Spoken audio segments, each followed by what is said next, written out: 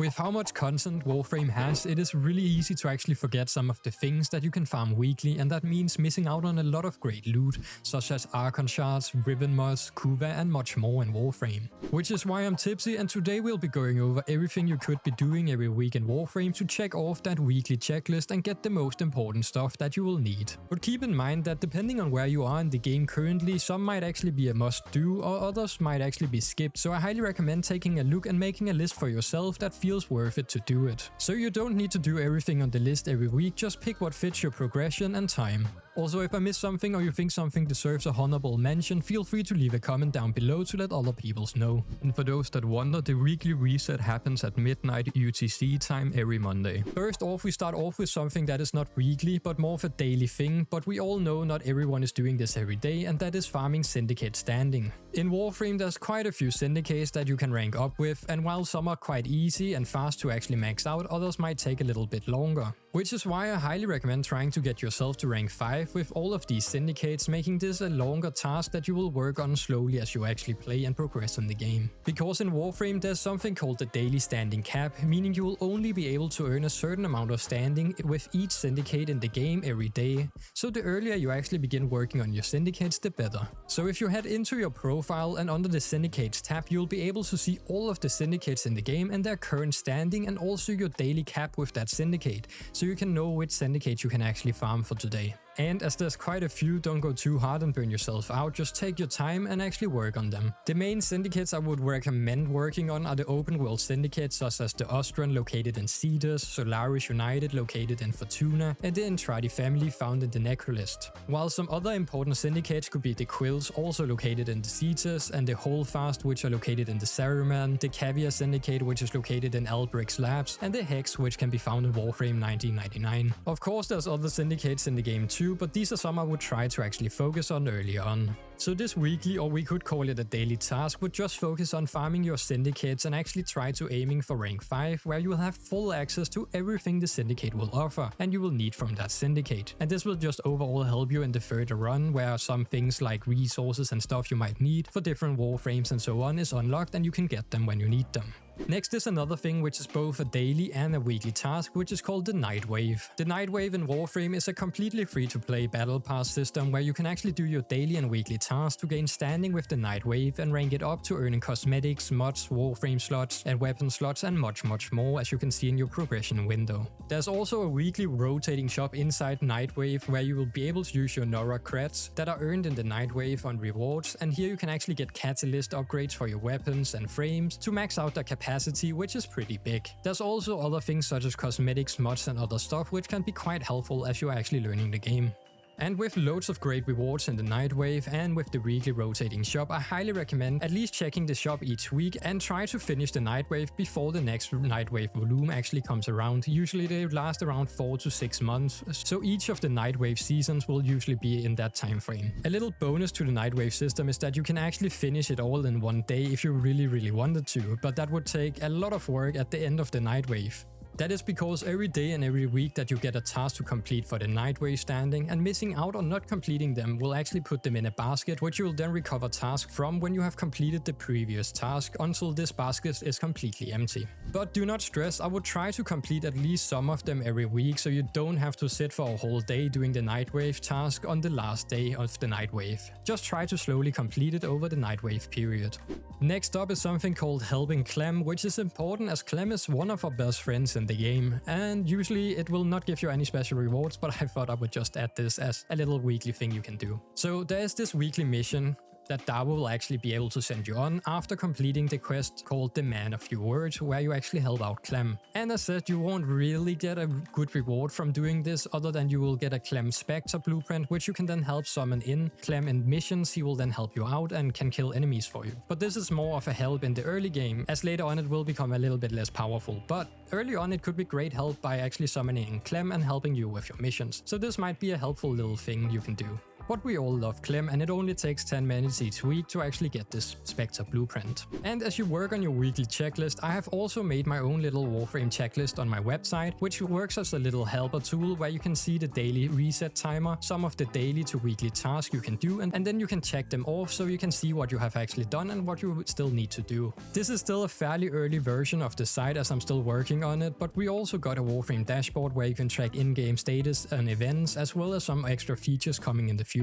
One thing I also have planned for in the future is a Warframe mastery tracker, so you can see what you actually have gathered and which you still need to gather for your mastery grind, so hopefully I will get some free time to actually keep updating the site in the future. But yeah, this is just a small little hobby project I'm working on, like these small Warframe tools, so hopefully it can be useful for some of you out there. But yeah, the tracker will be on the website and you can just look through it and then click off what you have completed and see what you still need to complete to get like a full overview, and the link will be down below to the website. Next up is the Duviri circuit, which is unlocked after completing the Duviri Paradox quest. This is probably one of the most important weekly farms early on for a new tenno in Warframe, as there's both a weekly reward on normal mode that can reward you with a frame each week, and also steel path version that will give you parts to craft some of the strongest weapons in the game called the Incarnon weapons. So in Duviri, after unlocking it, there's a node called the circuit, and in the circuit on normal mode it will give you a choice of 3 frames every week you can choose from, and by running the circuit and actually completing it, you will get all the parts you need to actually craft this frame. Of course, you still need to get the resources to craft it, but you will get all of the blueprint parts you need. Each week this rotation changes, following a total of 11 weeks as seen here, and these are the frames and augments you will be able to get by choosing them. So this is a pretty powerful farm for newer players, as these are some frames that can be very horrible to farm outside of the circuit, and getting them in the circuit will make the progress of getting them a lot easier. And then once you unlock Steel Path, this also becomes more important, as now you can actually farm the Incarnon adapters for making the Incarnon weapons in Warframe.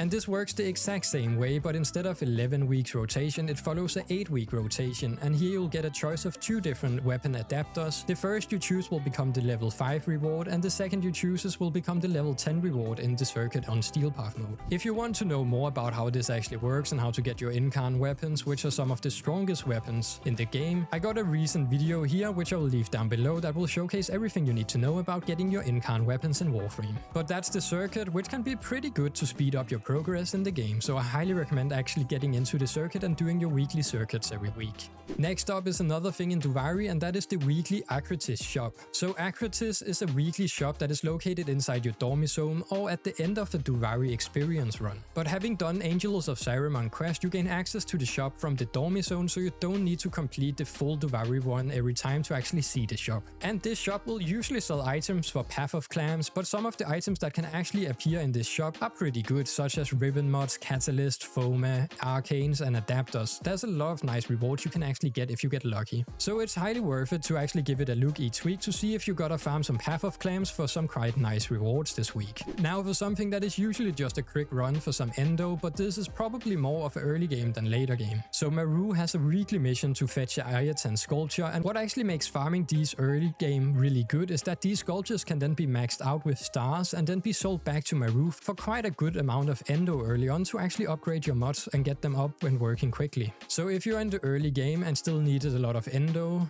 this is a great thing to actually add to the list of weekly things to do, as you can usually get around 1,000 to 3,000 Endo for 5 minutes worth of a mission. The mission you will be sent on will usually be a quick mission with parkour time puzzle, and you will have to complete it, so a good idea to bring a fast frame or being comfy with using your operator if you have them. You usually start the puzzle on a pad, and here you'll have to race through this puzzle towards the end and then get inside a room before door closes and hit the pad. Then once inside the room you should be able to find the Ayatan sculpture, and you can take it and extract from the mission. Some of these puzzle rooms might be harder than others, but as you learn them and get the route down, you will actually be able to do them fairly easy. So it's pretty simple, but can be tough when getting the bad parkour puzzle or early on when you're still learning the routes. Once you have actually unlocked Steel Path in Warframe, Teshin becomes a weekly shop vendor with some rotating items that are quite nice, and these can be Rivens, Umbra, Forma, 3x Hex Forma, the Riven Decipher, and some other rewards, which I highly recommend giving him a look each week to see if he got something for you. So pretty simple, but it will cost you Steel Essence, which you obtain from doing Steel Path missions and some other tasks in Warframe. But to quickly get 30 Steel Essence, you can do the daily Steel Path incursions, which will also help you unlock the Steel Path star chart quicker, and these are daily Steel Path missions you can complete. This is another part of the checklist that the daily incursions can be added to that list, as it is some very quick and very easy Steel Essence to acquire throughout the week. The Steel Path incursions can be found on Steel Path mode at the top right of your navigation bar and can just be started straight from there. Also, if you don't know how to unlock Steel Path yet, I actually got a video uploaded recently, which I will leave down below so you can see that, and it will go over everything you need to know about unlocking Steel Path. Also, as these videos do take quite a bit of time to actually make, it would be much appreciated if you hit that like button on the video, and if you want to see more, remember to subscribe as well, as that would be very much appreciated. Then next up is the Ironwake weekly shop, which is unlocked after completing the Chains of Horror quest.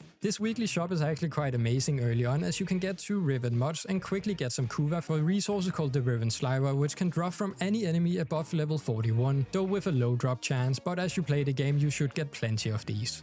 And then they can be spent on this weekly Palatino shop here on Ironwake, located on Earth. This is also great if you actually want to get some quick Warframe or weapon slots weekly, as these raw Rivens actually sell for around 10 plat each if you want to trade them to other players. Then next up is more of a bi-weekly than a weekly, and this is the Barrow bi-weekly shop, where Maroo actually visits a random relay in the star chart every other week, and he brings some great items to buy, such as prime mods, weapons, cosmetics, more, and he also got this thing called the Surplus Cash, which contains all from a Forma, boosters, legendary cores, and other stuff as seen here, and this only costs 50,000 credits to actually get, but you can only buy one every time he visits. So definitely remember to pick up this surplus every time Barrow actually visits, as you might actually forget to get it. And to see when Barrow actually comes around, you can ask in the Q&A chat when Barrow to actually get a time on when Barrow actually shows up, or you can check the official wiki site to actually see a timer for when he comes. Next up is the weekly Carl missions that can be found in the Drifter camp after completing the Veilbreaker quest. Carl will then offer you a mission each week, and you can run this repeatedly to complete all the tasks that he offers for currency called stock, that can then be used in the garrison shop to gain warframes, weapons, and other stuff, which are quite nice, but the main focus is just getting the Archon mods and the warframe. But as the garrison only levels up once a week, it is a good idea just to get things you actually want out of the shop and try not to overdo them, as they can become pretty dry pretty quickly. And now for the Saruman, we have our lovely girl Yonta, and if you didn't know, she actually has a weekly shop where for 5 Void Blooms Pinions you can actually be able to buy 35,000 Kuva, which is quite a good amount to basically get for free each week. So I highly recommend getting this to begin making your stack of Kuva for all of those rerolls you might end up with doing later on in the game for your new Riven mods. And to add to this, there's also quite a few different shops around Warframe with timers in them. It could be an idea to take note of some of them, as you might actually encounter some decent rewards in some of these shops. And there's plenty of these shops all over Warframe. Some might have some decent rewards, others might be a little bit more of just a cosmetic thing. Now for something that takes place in the past, which is the calendar of Warframe 1999. So after completing the Hex quest and getting access to Warframe 1999, you will actually from your POM PC gain access to a calendar which have a 3-month rotation each that takes a real week's worth of time, where here you can complete different tasks inside Warframe 1999 to gain various rewards such as Archon Shards, Rivens, Arcanes, and much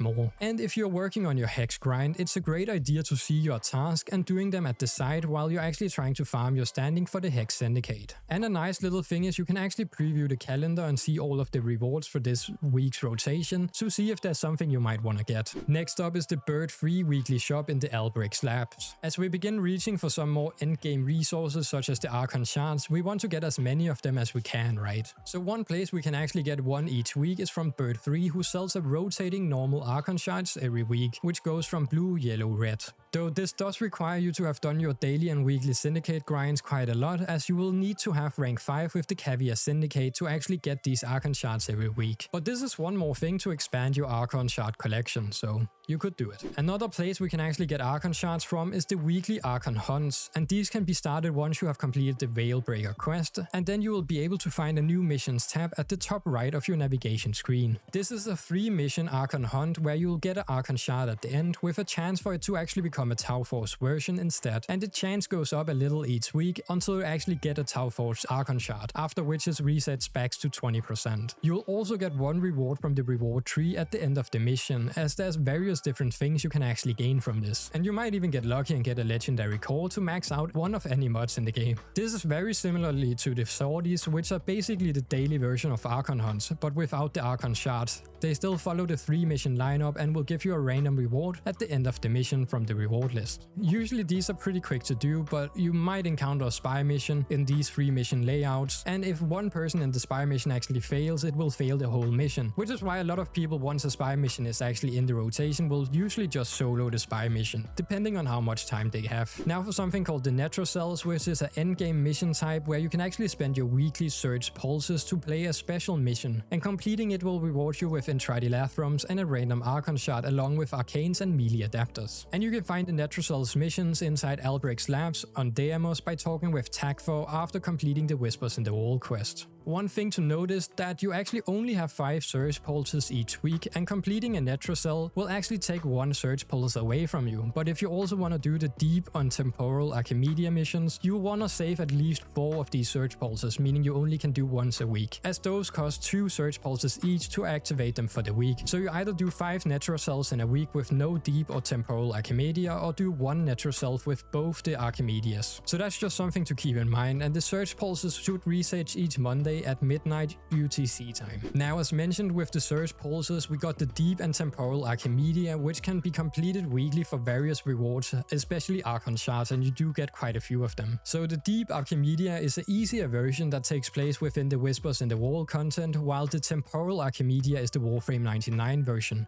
which is a bit of a higher level version of it. The rewards you get is dependent on how well your loadout run matches for that week's rules, as each rule actually requires you to match the rules for that thing to actually get research points, and the higher your research points are for the run, the more rewards you will receive upon completing the run. So you might have to choose 1 of 3 frames to actually get points, and then 1 of 3 weapons, and maybe some extra rules and stuff like that to actually get more research points. And this works the complete same way for both the deep and Temporal Archimedea. Though in the Temporal Archimedea you have something called the Pixies, which are basically stickers you can put in and you will get some bonuses. And if you actually max it out completely, you can also unlock something called the Elite version, which is the harder version but offers some extra rewards at the end of it. There's loads of different awesome rewards for completing these, so if you're farming endgame stuff doing Netracells together with deep and Temporal Archimedea, it will net you a decent amount of Archon Shards and nice rewards. Now for something which is a little thing you can check every week, which is actually the Coda weapons in Warframe. Once you unlock Warframe 1999, you get access to something called the Coda weapons, and you can buy these from currency you get from farming the Coda liches.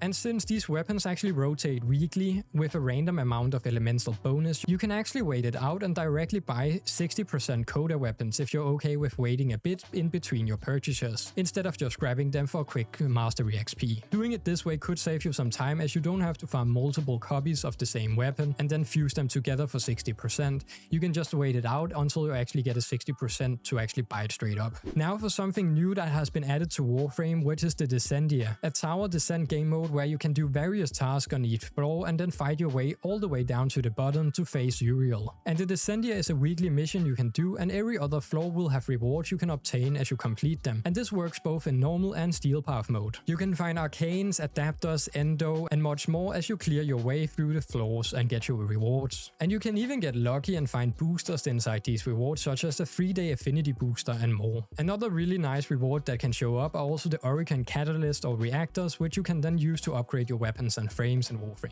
And of course you will also earn the Descendia resources, which you can use at Uriel to buy various different things, including frames and weapons. And that should cover most of the weekly to daily farms you can check out in Warframe to gain the most out of your week. But of course you do not need to do everything every week, just do what you feel like and get the rewards you would like to get. But if you have any questions, feel free to leave a comment, and if you want more Warframe tips, don't forget to like and subscribe for future content, and also check out my other videos for more guides and tips. We also do have a Discord server, so feel free to hop in there to become part of the community. And thanks again for the people supporting me over on the Patreon, thank you very much. So stay tuned, stay tipsy, and I will catch you in the next one. Peace out.